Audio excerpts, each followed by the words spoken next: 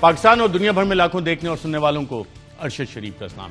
ناظرین، جمعرات کے دن پارلیمان میں نیشنل سیکیورٹی کمیٹی پارلیمان کی اس میں ایک اہم بریفنگ ہے جس میں کہ حکومت اور اپوزیشن کے اہم پارلیمنٹیرین شرکت کریں گے، اور اطلاعات یہی ہیں کہ chief of the army staff general Qamar Javed Bajwa اور D G I S I lieutenant general Faiz Hameed بھی اس ملاقات میں، اس میٹنگ میں موجود ہوں گے۔ پاکستان پیپلز پارٹی کے چیئرپرسن بلاول بھٹو نے ایک ٹویٹ کر کے بتایا ہے کہ یہ میٹنگ ان کی درخواست پہ رکھی گئی ہے۔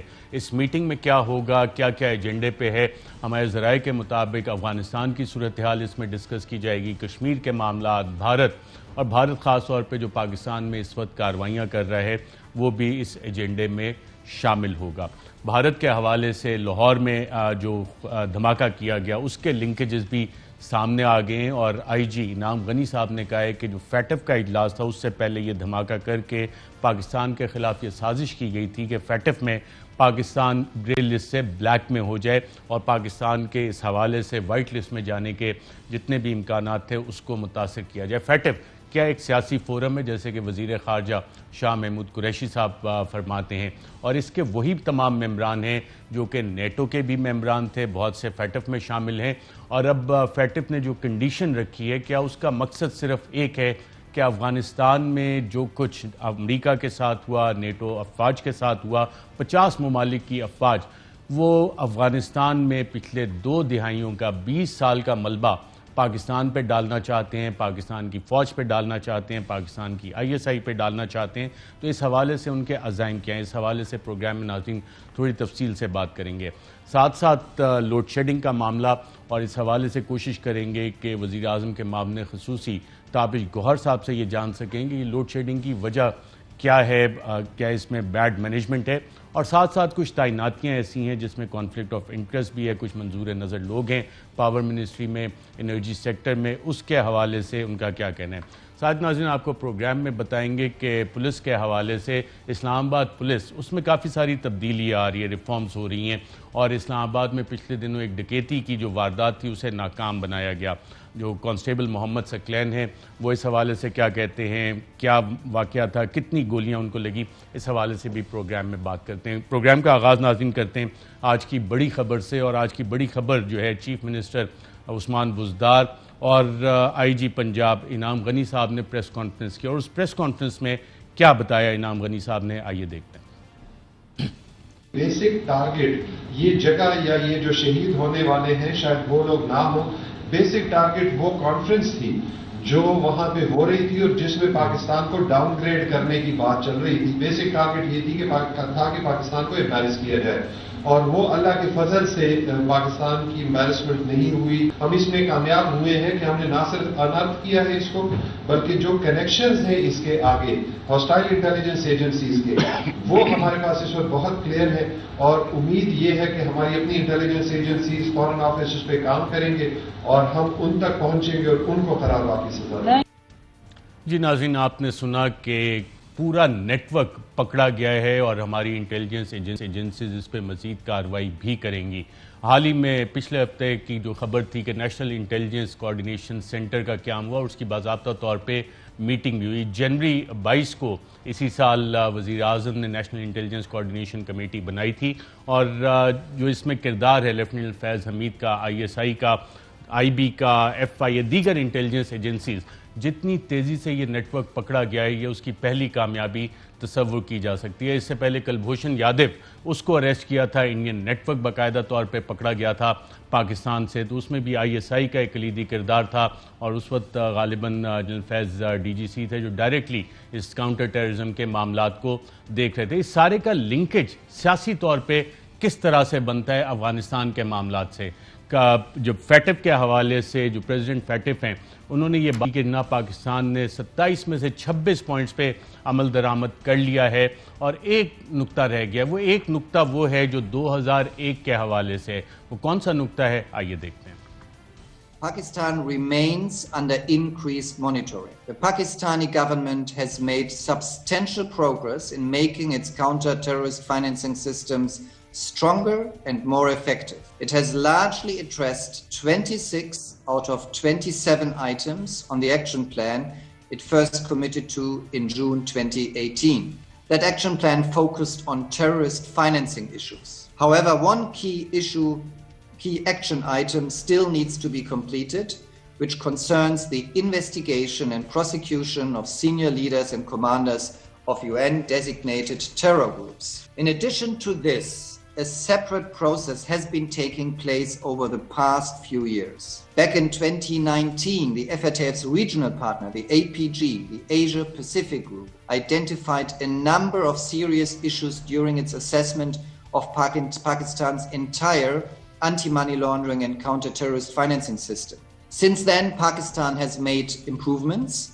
These include clear efforts to raise awareness in the private sector to Pakistan's money laundering risks and to develop and use financial intelligence to build cases. However, Pakistan is still failing to effectively implement the global FATF standards across a number of areas. This means the risks of money laundering remain high, which in turn can fuel corruption and organized crime. That is why the FATF has worked with the Pakistani government to agree on areas that still need to be improved as part of a new action plan that largely focuses on money laundering risks. جی ناظرین، organise crime, money laundering, جہاں designated terror groups کا ذکر ہے وہاں money laundering اور organise crime, اور اس حوالے سے جو پاکستان کی سیاسی قیادت ہے اس حوالے سے شہباز شریف صاحب کا خاندان جو فیک اکاؤنٹ GIT تھی اس میں ہم نے تمام یہ منی لانڈرنگ کے کیسز ہمارے سامنے آئے، ہم نے باقاعدہ طور پہ دیکھے، اس میں پروسیکیوشن بھی اپنا کردار ادا کری، اب عدالتوں سے اس حوالے سے فیصلے باقی ہیں، اور منی لانڈرنگ کا جو ایشو ہے اب یہ باقاعدہ طور پہ ایک انٹرنیشنلی ریکگنائزڈ ایشو بن چکا ہے۔ تو جہاں دہشت گردی کے گروپس کے خلاف کارروائیاں ہیں وہاں کرپشن کے خلاف بھی پاکستان کو بحیثیت ریاست یہ اقدامات لینے ہیں۔ لیکن کیا یہ سارا کام صرف پاکستان میں ہو رہا ہے، دنیا کے دیگر ممالک میں نہیں ہو رہا؟ بھارت میں ایسا کام نہیں ہو رہا؟ بھارت ٹیرر گروپس کو فنڈ نہیں کر رہا؟ اور کیا یہ ایک سیاسی وجہ جو شاہ محمود قریشی وزیر خارجہ نے بتائی اس کی وجہ یہ ہے کہ افغانستان میں جو ناکامی ہوئی نیٹو اور نیٹو کے بہت سارے ممالک اس کے FATF کے ممبر بھی ہیں، امریکہ جس کو کہ 20 سال بعد وہاں سے وڈرا کرنا پڑ رہا ہے، وہ اپنی ناکامی کا ملبہ پاکستان پر ڈالنا چاہتے ہیں اور اس کو FATF کو ایک سیاسی وپ کی طرح استعمال کر رہے ہیں پاکستان کے خلاف۔ کیا کہا وزیر خارجہ نے؟ آئیے دیکھ۔ دنیا کو فیصلہ کرنا ہوگا اور FATF کے ممبران کو فیصلہ کرنا ہوگا کیا یہ فورم ٹیکنیکل فورم ہے یا پولیٹیکل فورم ہے۔ اگر تو یہ ٹیکنیکل فورم ہے جو کہ ہے، پھر پاکستان نے جو اقدامات اٹھائے ہیں کوئی جواز نہیں ہے پاکستان کو گرے لسٹ میں مزید رکھا جائے، ہمیں وائٹ لسٹ میں ہونا چاہیے تھا۔ بھارت نے بالخصوص اس فورم کو پولیٹیسائز کرنے کی کوشش کی ہے۔ کچھ قوتیں سمجھتی ہیں ان کے مقاصد حاصل تب ہو سکتے ہیں کہ پاکستان پر یہ مسلسل تلوار لٹکی رہے، پاکستان پہ مسلسل یہ تلوار لٹکتی رہے، اور پاکستان کے خلاف باقاعدہ طور پہ ایک منظم مہم بھی چلائی جا رہی ہے جس کا کہ غالباً ذکر جمعرات کو جو پارلیمان کو بریفنگ ہے اس میں بھی دیا جائے گا۔ اس حوالے سے پاکستان کے خلاف جو منظم مہم ہے، صرف پاکستان FATF کی گرے لسٹ وائٹ لسٹ میں نہیں آ رہا، تو بھارت کا بھی کردار ہے دہشت گردی سپورٹ کرنے میں، اور پاکستان کے خلاف پاکستان اس حوالے سے ڈوزیئرز بھی اپنے فراہم کر چکا ہے اقوام متحدہ کو، اور پاکستان کی جو انٹیلیجنس ایجنسیز ہیں انہوں نے بھارتی نیٹ ورکس پکڑنے میں ایک کلیدی کردار ادا کیا۔ اس حوالے سے افواج پاکستان کے ترجمان میجر جنرل بابر افتخار صاحب نے ہمیں 14 نومبر 2020 کو کیا بتایا تھا، آئیے دیکھتے ہیں۔ Indian intelligence agencies are managing 87 such terrorist camps. Out of these terrorist camps, 66 are located in Afghanistan, whereas 21 are located in India. Former Indian ambassador and an Indian army general visited Baloch militant training camp in Haji Gak area in Afghanistan. India paid $30 million to establish a camp in area of Sarhad Lawa, Kandahar for dissidents of Balochistan. جی ناظرین، اور یہ کارروائیاں ہو رہی ہیں افغانستان میں 60 سے زائد training camps Indians نے بنائے ہوئے ہیں، ان کے سارے ایویڈنسز پاکستان اقوام متحدہ کو پرووائڈ کر چکا ہے۔ نہ صرف یہ پاکستان کے صوبہ بلوچستان میں جو دہشت گردی ہے، عسکریت پسندی ہے، اس کے پیچھے بھی بھارت کا ہاتھ ہے، اور افواج پاکستان کے ترجمان نے کیا کہا تھا، آئیے دیکھیں۔ RAW, while using Indian embassy in Afghanistan, held a number of meetings with TTP commanders. This letter, which is being shown on the screen, it is in Dari. It reflects that India paid $820,000 to TTP leadership through its collaborators. جی ناظرین، آپ نے دیکھا تو سوال اس حوالے سے یہی بنتا ہے کہ پاکستان اسی کو کیوں رکھا ہوا ہے گرے لسٹ پہ، ابھی تک پاکستان کو کیوں نہیں نکالا جا رہا؟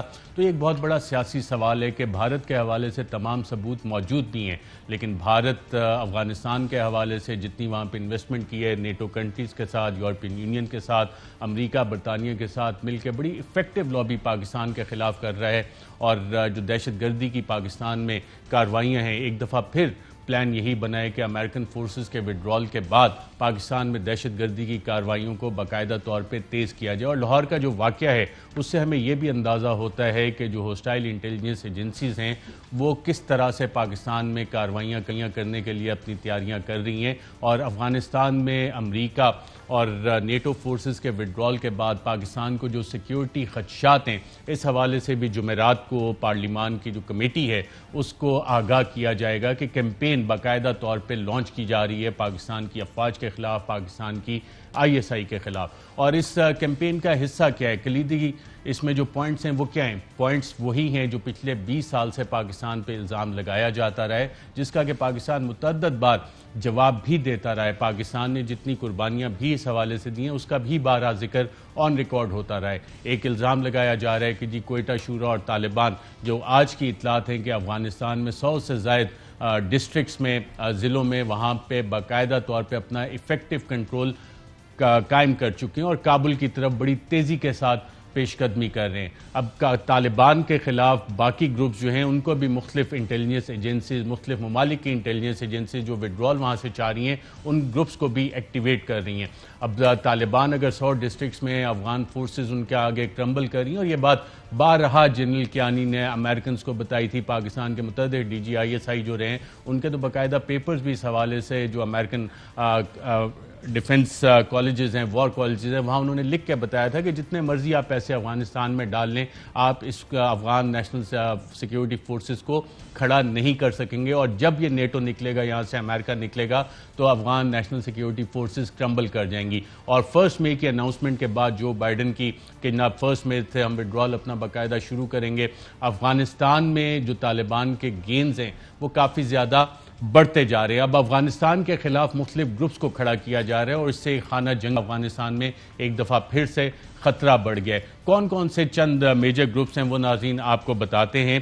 کمانڈر عبدالغنی عرف کمانڈر علی پور ہزارہ ملیشیا کا سربراہ ہے اور ورد غور اور دیگر صوبوں میں کارروائیاں کر رہے ہیں۔ شمالی افغانستان میں احمد شاہ مسعود کے صاحبزادے احمد مسعود ایک بڑے گروپ کی سربراہی کر رہے ہیں۔ احمد مسعود کو مغربی دنیا میں بھی پذیرائی حاصل ہے اور ان کا گروپ ہزاروں جنگجوؤں پر مشتمل ہے۔ ازبک کمانڈر عبدالرشید دوستم کا گروپ صوبہ جوزجان اور مزار شریف میں طاقت رکھتا ہے۔ دوستم مختلف ادوار میں مختلف ممالک، گروہوں اور حکومتوں کے ساتھ اتحاد بناتے رہے ہیں اور اپنی سیاسی جماعت جنبش ملی بھی بنا رکھی ہے۔ بلخ صوبے کے کمانڈر عطا محمد بھی ایک اہم کمانڈر مانے جاتے ہیں۔ وہ بلخ صوبے کے گورنر بھی رہ چکے ہیں اور ماضی میں عبدالرشید دوستم کے ساتھ مل کر طالبان سے مزار شریف خالی کروا چکے ہیں، مگر بعد میں مزار شریف کے کنٹرول کے لیے دونوں گروپس آپس میں ہی لڑ پڑے تھے۔ ہرات صوبے کے سابق گورنر کمانڈر اسماعیل خان کی ہرات صوبے میں مضبوط پوزیشن ہے۔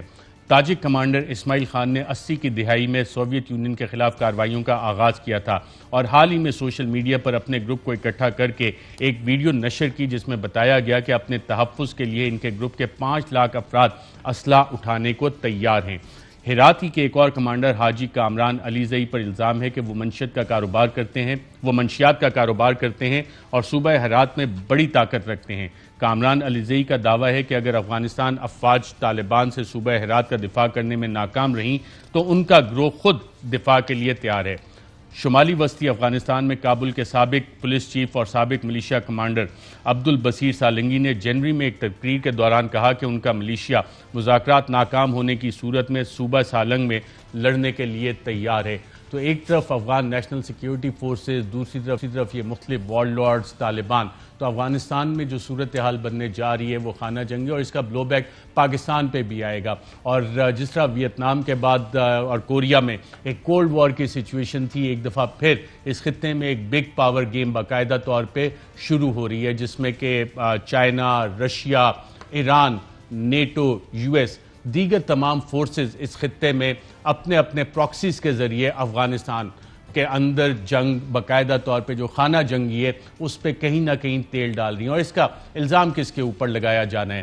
یہ ساری تیاریاں ہو چکی ہیں اور الزام پاکستان پہ لگایا جانا ہے. حالانکہ طالبان کی ڈیلیگیشنز امریکہ کے ساتھ بھی ملاقاتیں کرتی ہے، مختلف ممالک میں ملاقاتیں ہوتی رہی ہیں، دوحہ میں باقاعدہ طور پہ ان کا دفتر موجود تھا، لیکن کوئٹہ شورا کا ذکر ایک دفعہ سے پھر نیٹو کے جتنے کمانڈرز وہاں سرو کر کے گئے، امریکہ، برطانیہ کے، وہ اب یہ کوشش کر رہے ہیں اور اس حوالے سے باقاعدہ طور پہ جو اسٹریٹجک انٹیلیجنس ان پٹ ہے وہ مختلف حکومتوں کو دے دی گئی ہے کہ جناب پاکستان کو بلیم کیا جائے، اقدامات یہ بھی لیے جائیں کہ پاکستان پہ سینکشنز رجیم لگائی جائیں. اور فیٹف اسی ساری اپنی ناکامی کو کور کرنے کے لیے پاکستان کو فیٹف میں بھی رکھا گیا. کوئٹہ شورا کا جب ذکر آتا ہے تو یہ بھی پہلی دفعہ نہیں آ رہا. جنرل مشرف سے بھی یہ سوالات ہوتے تھے، اور 2006 میں کوئٹہ شورا کے بارے میں جنرل مشرف نے کیا کہا تھا، آئیے دیکھتے ہیں. Quetta is the capital of Balochistan. Quetta has today a provincial assembly functioning. We have a military corps headquarters there with 2 divisions there. There is no question that any Taliban headquarters can be there. This is the most ridiculous statement, and it is the most ridiculous thought that the Taliban headquarters can be in Quetta. جی ناظرین، کوئٹہ شورا کے حوالے سے آپ نے سابق صدر کا بیان، بڑا واضح پالیسی بیان سنا، اور اس میں ابھی تک کوئی تبدیلی نہیں آئی ہے، کوئی ثبوت پاکستان کو اس حوالے سے نہیں دیے گئے.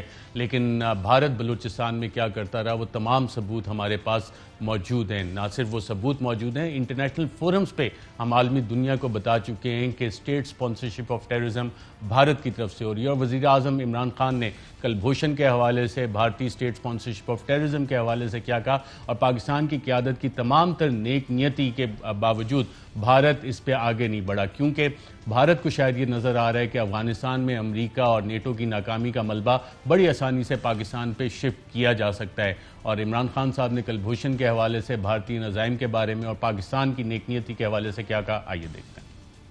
When my party came to power, the first thing we did was to immediately reach out to India. And I spoke to President Modi and I said, look, we have similar problems. Climate change, poverty. Let's get together. Let's resolve our differences through trade. Let's build a relationship on trust. Prime Minister Modi told me that, there were terrorist attacks from Pakistan. I said, we have problems with you. There are terrorist attacks which we know are instigated by India in Balochistan. We caught a spy, Kulbhushan Yadav, who admitted what the sabotage going on in Karachi and Balochistan. جی ناظرین، وزیر اعظم نے اقوام متحدہ کے forum میں تمام عالمی دنیا کا ضمیر جھنجھوڑنے کی یہ کوشش بھی اس حوالے سے باقاعدہ طور پہ کی تھی. اس حوالے سے ناظرین جو بھی ڈیولپمنٹس ہیں اس پہ مزید بھی بات کریں گے، لیکن آج کے لیے اتنا ہی کافی ہے کہ جو خطرات افغانستان میں بڑھ رہے ہیں اس کا بلو بیک یقیناً پاکستان بھی ایکسپیکٹ کر رہا ہے. اور اس میں جو پولیٹیکل کویسچن ہے، اپنی ناکامی کا ملبہ پاکستان پہ آخر کیوں ڈالا جا رہا ہے. یہاں پہ ناظرین ایک وقفہ لیں گے، وقفے کے بعد دوبارہ آپ کی خدمت میں آتے ہیں اور لوڈ شیڈنگ کے حوالے سے وزیر اعظم کے معاون خصوصی تابش گوہر سے بات کرتے ہیں. ویلکم بیک ناظرین.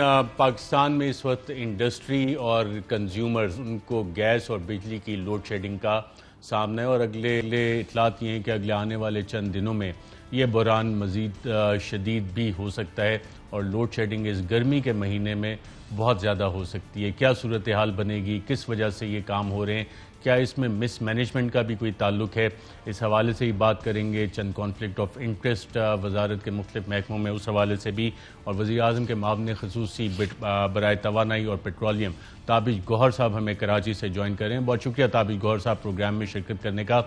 آج پہلے تو آپ یہ بتا دیں لوگوں کے لیے کوئی خوشخبری ہے یا شدید گرمی میں انتہائی لوڈ شیڈنگ کا سامنا ہوگا، اور کتنے گھنٹے لوڈ شیڈنگ کا سامنا ہو سکتا ہے؟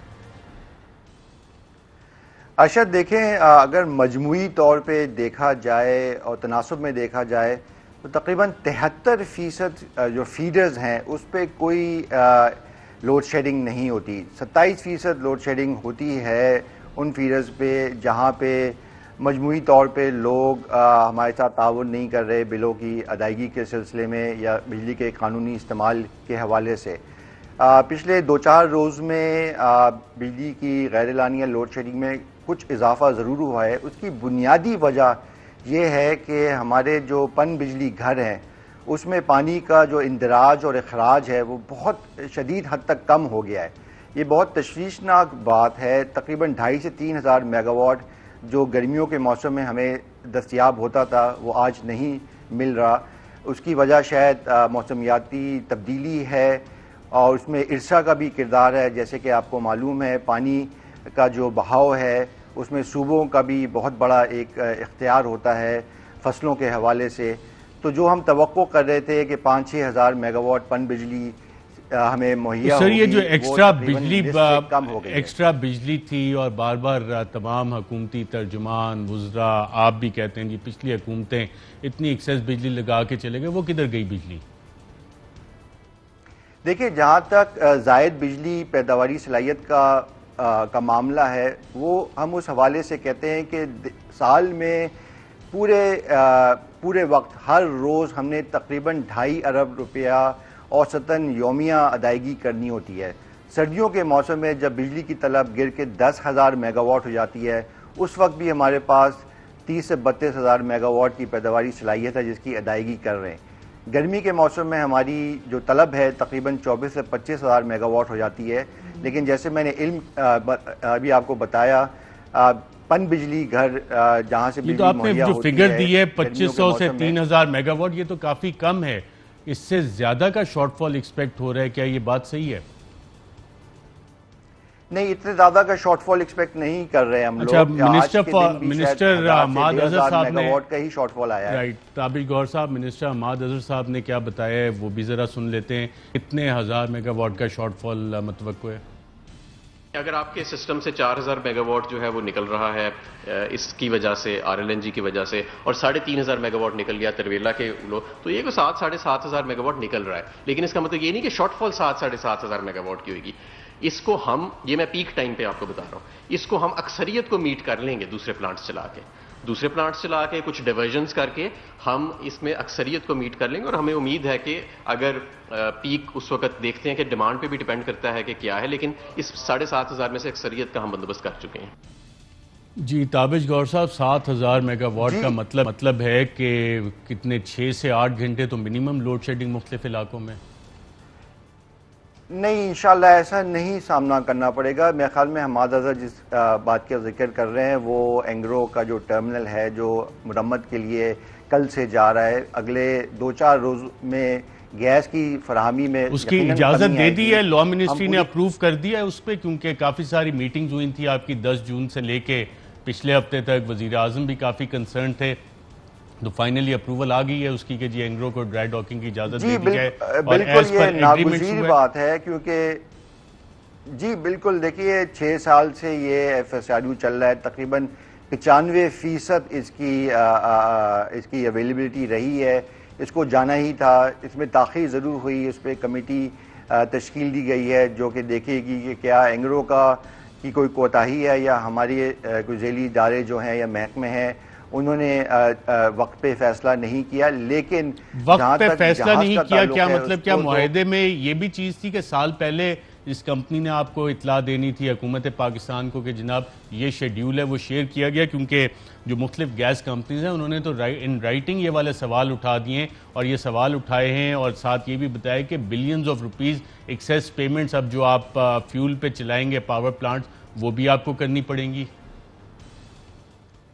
جو یہ خط و کتابت کا سلسلہ ہے گفت و شنید وہ تو کوئی 1-1.5 سال سے چل رہا ہے. لیکن اینگرو نے حتمی طور پہ ہم کو 30 مارچ 2021 کو بتایا کہ 30 جون 2021 کے بعد یہ جہاز مہیا نہیں ہوگا. آج میں خود کراچی میں ہوں، میں پورٹ قاسم گیا تھا. جو بڑا جہاز ہے سیکوا نام سے وہ آج آ گیا ہے، کل ہی آ گیا تھا، اور انشاءاللہ ایک آدھ روز میں وہ متبادل جو جہاز ہے وہ اس کی جگہ لے لے گا. یہ بڑا جہاز بھی ہے، یہ نیا جہاز بھی ہے، اور مجھے بہت امید ہے کہ اگلے 2-4 روز کے بعد یہاں پہ جو گیس کی جو پیداواری صلاحیت ہے وہ نہ صرف یہ کہ پوری ہو جائے گی بلکہ زیادہ ہو جائے گی. یہ میں بھی بتاتا چلوں کہ جو ہمارا 2 ٹرمینلز ہیں اس میں بھی یہ ساری باتیں صحیح ہوگی. یہ ایکسیس پیمنٹ جو کیپیسٹی پیمنٹس کرنی پڑیں گی وہ کیا پاکستان کی عوام اپنی جیب سے دے گی؟ اور ان پلانڈ ڈرائی ڈاک ایکٹیویٹیز ان رائٹنگ آپ کو لکھ کے دیا ہوا ہے سرکاری گیس کمپنیز نے. گیس کی لوڈ شیڈنگ, سی این جی اسٹیشن بند, انڈسٹری کو گیس سپلائی بند, یہ والے سارے معاملات بھی ہیں. تو پلاننگ نہیں تھی, مس مینجمنٹ ہے, کیا معاملہ ہے یہاں پہ؟ نہیں دیکھیں, ہم نے کسی اپنے حق سے دستبرداری کا فیصلہ نہیں کیا. جہاں تک معاہدے کا تعلق ہے, اگر یہ ثابت ہو جاتا ہے کہ اینگرو سے کوئی کوتاہی ہوئی ہے تو اس کا وہ خمیازہ بھگتیں گے. لیکن اس وقت ہماری اول ترجیح یہ تھی کہ جلد از جلد یہ متبادل جہاز آ جائے تاکہ جو گیس کے مولیکول ہیں وہ نظام کے اندر آ جائیں, تاکہ گیس کی یہ تو فائر فائٹنگ اب شروع ہو گئی. سال پہلے کوئی ریکارڈ پہ لیٹر موجود ہے کہ جناب یہ والی ڈرائی ڈاکنگ کی ایکٹیویٹیز کرنی ہے, یہ ساری ریفربشمنٹ ہونی ہے, سارا صاف کرنا ہے نظام آپ نے, یہ لیٹر ہے اینگرو کا ریکارڈ پہ موجود سال پہلے کا؟ کوئی 70 کے قریب لیٹر ہمارے ایکسچینج ہوئے ہیں پچھلے 1-1.5 سال میں, لیکن جو حتمی تاریخ آئی وہ 30 مارچ 2021 کو ہی آئی ہے. اور ظاہر ہے انہوں نے دوسرا جہاز بھی اویلیبل کرنا تھا. تقریباً 2.5 مہینہ ہو گیا جی اس بات کو. اور ایگریمنٹ کیا کہتے ہیں, کتنا عرصہ پہلے بتانا ہے؟ اصولاً تو جولائی 2020 میں بتانا چاہیے تھا ان کو, لیکن اس میں یہ ویور کس نے دیا اس حوالے سے؟ اور یہ جتنی اب یہ ایکسیس پیمنٹس ہوں گی اور کل کو اس پہ جو نیشنل ایکسچیکر کو لاس ہوگا, پاکستان کی عوام کو لاس ہوگا, اس کا کون ذمہ دار ہوگا؟ ابھی کوئی فیصلہ نہیں ہوا کہ اس تاخیر کی وجہ سے معیشت کو جو بھی نقصان اگر درپیش آئے گا تو اس کا خمیازہ کون بھگتے گا. اگر اینگرو قصوروار ہے تو یقیناً انہوں نے اس کی ادائیگی کرنی ہے, اس میں تو کوئی رائے ہو ہی نہیں سکتی. آج کے دن یہ فیصلہ کرنا بہت ضروری تھا کہ جہاز جو کہ 600 MMCFD ہم کو LNG دے رہا ہے, اگر اس میں خدا نہ خواستہ کوئی پرابلم آ گیا تو پھر بہت زیادہ طویل عرصے تک گیس کی لوڈ شیڈنگ ہو جاتی. تو ہم نے مجبوری کے تحت ان کو یہ اجازت ضرور دی ہے. لیکن جہاں تک دستاویزی معاملات ہیں, جو قانونی حقوق ہیں ہماری سوئی صدر گورنمنٹ بلیک میل ہوئی ہے اس معاملے پہ, کیونکہ یہ بھی تو میٹنگ میں آن ریکارڈ آیا کہ جناب یہ کمپنی بلیک میل کر رہی ہے حکومت پاکستان کو.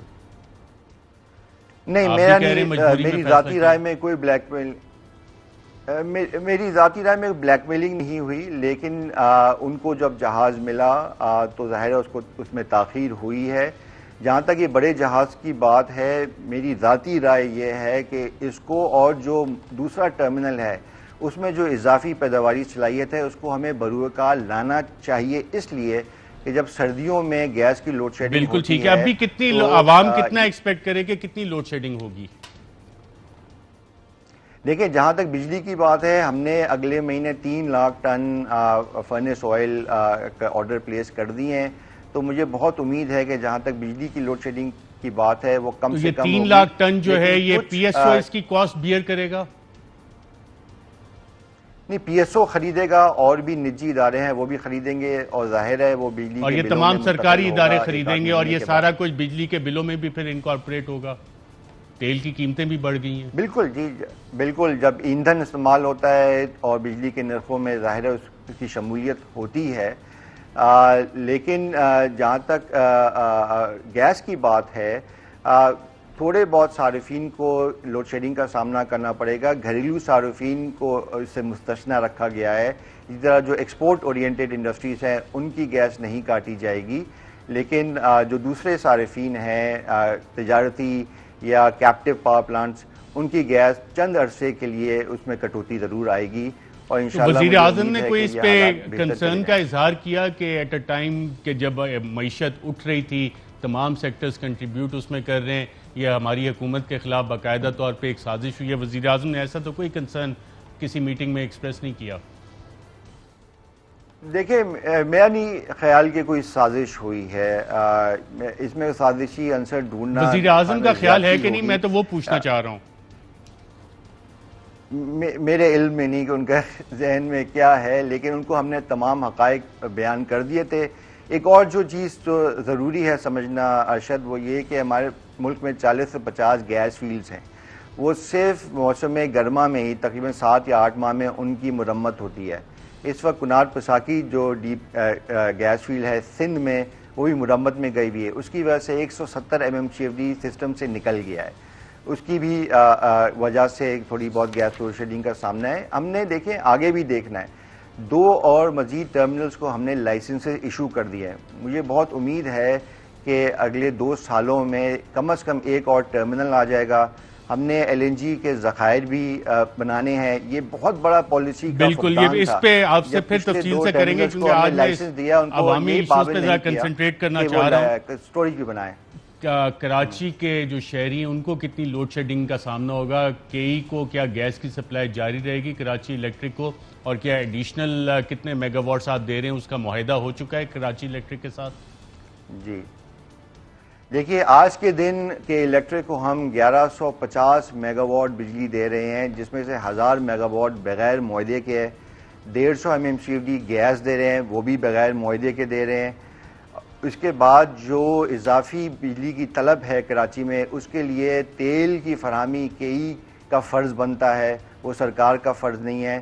ڈرائی ڈاکنگ کے دوران یہ گیس کی جو مقدار ہے وہ گر کے 150 سے 75 MMCFD سر ہو جائے گی, تقریباً آدھی ہو جائے گی. KE جو ہے یہ سرکاری محکمہ ہے یا پرائیویٹ کمپنی ہے اور اس کو 1000 میگا واٹ ایکسٹرا بغیر معاہدے کے دیے جا رہے ہیں؟ اس لیے دے رہے ہیں کہ ہم نے کہ الیکٹرک کی تو نجکاری کی لیکن کراچی کی نہیں. کراچی کے 2 کروڑ لوگوں کا تحفظ کرنا سرکار پاکستان کا حق ہے. اگرچہ KE ایک نجی ادارہ ہے لیکن حکومت پاکستان کے 25% حصے ابھی بھی ہیں اس کے اندر.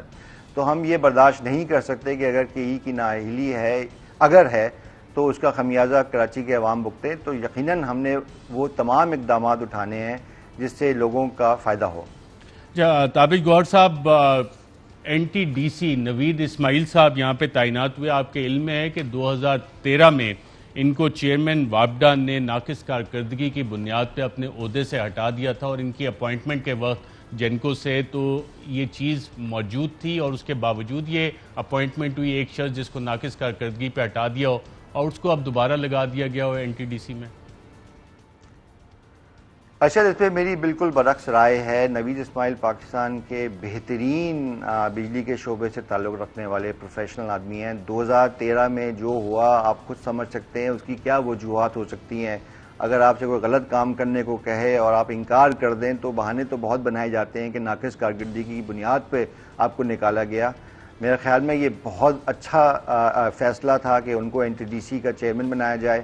MD دوسرا ہے, یہ ظاہر ہے بورڈ کے لیول پہ ہوتے ہیں, نان ایگزیکٹو پوزیشن ہے اور میرے خیال میں ہمیں خوش ہونا چاہیے کہ اتنا قابل انسان NTDC میں آج کام کر رہا ہے. جس کو ناقص کارکردگی پہ پہلے نکال دیا گیا وہ وجوہات کیا تھیں اس پہ آپ روشنی ڈالنا چاہیں گے؟ اور اپوائنٹمنٹ کے وقت کیا یہ والا فیکٹ رکھا گیا تھا حکومت کے سامنے کہ جناب ان کو پہلے عہدے سے ہٹا دیا گیا ہے؟ دیکھیے جو بھی بجلی یا توانائی کے شعبے میں ادارہ ہے وہاں پہ جب MD یا چیئرمین کی تعیناتی ہوتی ہے تو بہت سارے اداروں سے پوچھ گچھ کر کے ہی کی جاتی ہے. تقریباً 6 یا 7 ادارے ہیں. ماضی کا جو ان کا ریکارڈ ہے اس کی جانچ پڑتال ہوتی ہے. جو 2013 کی آپ بات کر رہے ہیں وہ بالکل بے بنیاد الزامات ہیں. میں زیادہ تفصیلات میں نہیں جانا چاہتا لیکن اشارتاً سابق وزیر صاحب نے کہا تھا کہ ان کے علم میں یہ چیز نہیں لائی گئی تھی. ایک اخبار کو انہوں نے بتایا تھا کہ ان کے علم میں نہیں تھی. احمد عقیل صاحب, ان کو SNGPL بورڈ پہ لگایا گیا, کیا آپ سمجھتے ہیں ان کا کانفلکٹ آف انٹرسٹ ہے؟ ایک بڑے کاروباری گروپ کی مختلف کمپنیوں کے یہ بورڈ آف ڈائریکٹرز پہ بھی ہیں اور یہاں بھی بیٹھے ہیں SNGPL پہ اور یہ گیس بھی ان کو سپلائی کرتے ہیں ان بزنس کنسرنز کو. دیکھیے ارشد, جہاں تک سوئی ناردرن سوئی سدرن کی بات ہے, حکومت پاکستان کے جو حصص ہیں وہ اگر میں یہ صحیح طرح یاد ہے تو 52 سے 55% سے زیادہ ہے نہیں. اس کے بعد نجی جو شیئر ہولڈرز ہیں اگر وہ پراکسیز لے کے بورڈ پہ آ جاتے ہیں تو ان کو روکنا قانوناً ہمارے لیے ممکن نہیں ہے. جن صاحب کا آپ ذکر کر رہے ہیں اور جن کی وہ نمائندگی کر رہے ہیں ان کے پیسے لگے ہوئے ہیں اس کمپنی کے اندر, تو قانون کے مطابق اگر ان کو ایک سیٹ ملی ہے تو اس میں سرکار پاکستان خلل ڈال نہیں سکتی میرے ذاتی رائے میں. اور جو الزامات ہیں کہ جناب ایکسٹرا گیس سپلائی کی گئی, ایکسیسو سپلائی کی گئی, اس طرح سے ریٹ بھی بل فجنگ کی گئی, اس کی تحقیقات بھی نہیں کر سکتی حکومت پاکستان؟ بالکل کر سکتی ہے. الزامات تو ہمیں روزانہ وصول ہوتے ہیں مختلف اداروں کے حوالے سے, اس کی بالکل جانچ پڑتال ہوتی ہے اور جو بھی شخص, اس حکومت کی پالیسی تو بالکل واضح ہے کہ zero tolerance for corruption. Zero tolerance for corruption. Tabish Gohar sahib بہت شکریہ پروگرام کے اس سیگمنٹ میں شرکت کا. ناظرین یہاں پہ ایک وقفہ لیتے ہیں اور وقفے کے بعد اسلام آباد پولیس میں جو ایک کارروائی ہوئی تھی 7 گولیاں کانسٹیبل محمد ثقلین کو لگی ان سے بات کریں گے ایک وقفے کے بعد. ویلکم بیک ناظرین. پچھلے ہفتے اسلام آباد پولیس نے اسلام آباد میں ایک ڈکیتی کی واردات ناکام بنائی. ڈکیتی کی بہت سی وارداتیں ہوتی ہیں جس میں کہ اکثر ڈکیت کارروائی ڈال کے بھاگ جاتے ہیں, لیکن یہ واقعہ منفرد اس لیے ہے کہ اسلام آباد پولیس کے 2 کانسٹیبل محمد ثقلین اور ارشد نے کانسٹیبل ارشد نے ان ڈاکوؤں کا پیچھا کیا, مقابلہ کیا اور محمد ثقلین کو 7 گولیاں لگی. میں نے آج گیا ان سے ملاقات بھی کی اور ان سے پورا واقعہ سنا اور جو تبدیلی ایک اسلام آباد پولیس میں آ رہی ہے اس سے مجھے یہ اندازہ ہوا کہ جو لیڈرشپ ہے, جب کانسٹیبل دیکھتے ہیں کہ ہماری فورس کا کمانڈر ہمارے ساتھ کھڑا ہے, ہمارے آگے جاتا ہے, پولیس میں ریفارمز آ رہی ہیں تو وہ اپنی جان کی بازی بھی لگا دیتا ہے. اس طرح کے ہمارے پولیس کے کانسٹیبلز جو ہیں, پولیس کے سپاہی, پولیس کے آفیسرز, یہ پوری قوم کے ہیرو ہوتے ہیں جو کہ ہماری حفاظت کے لیے مامور ہوتے ہیں اور اپنی جان ہتھیلی پہ رکھ کے ہماری حفاظت بھی کرتے ہیں. محمد ثقلین کے 4 بچے ہیں. نہ صرف محمد ثقلین آج ان کے لیے ایک ہیرو ہے, پاکستانی قوم کے لیے بھی ہیرو ہیں. اور جو اچھی بات آج مجھے لگی جب میں ان سے بات چیت کر رہا تھا کہ 7 گولیاں ہونے کے باوجود جو ان کا ایک عزم تھا محمد ثقلین کا کہ نہ میری جان کی مجھے اتنی پرواہ نہیں لیکن میں نے شہریوں کی جان بچانی ہے. اور اس حوالے سے آپ کو تفصیلی بات چیت انشاءاللہ کوشش کریں گے کہ کل بتائیں کہ دونوں کانسٹیبلز نے مقابلہ کس طرح کیا اور ریسورسز جو ہیں ان کی جو ٹاپ کمانڈرز ہیں انہوں نے ان کے لیے کیا کرنا ہے. اس حوالے سے کل بات. لیکن آج کے اہم ترین خبریں اب ایک کلک کی دوری پر. آپ کے پسندیدہ ٹاک شوز ہوں یا اہم ملکی یا غیر ملکی شخصیات کی نیوز کانفرنسز, ہر لمحہ باخبر رہنے کے لیے سبسکرائب کریں ہمارا یوٹیوب چینل. موسم کی صورتحال ہو یا کھیل کے میدان سے خبریں, اپنے موبائل فون سے ملکی اور بین الاقوامی اہم خبروں تک رسائی کے لیے ڈاؤن لوڈ کیجیے موبائل ایپ. باوثوق ذرائع سے مصدقہ خبروں, تجزیوں اور تبصروں سے مستفید ہونے کے لیے وزٹ کیجیے پاکستان کی سب سے بڑی نیوز ویب سائٹ www.arYnews.tv. ان سب کے علاوہ پاکستان کا سب سے بڑا فیس بک پیج ہو, سب سے بڑا نیوز انسٹاگرام اکاؤنٹ یا پھر ٹویٹر, ARY نیوز پہنچا رہا ہے خبریں سب سے پہلے آپ تک تاکہ آپ رہیں ہر لمحہ باخبر.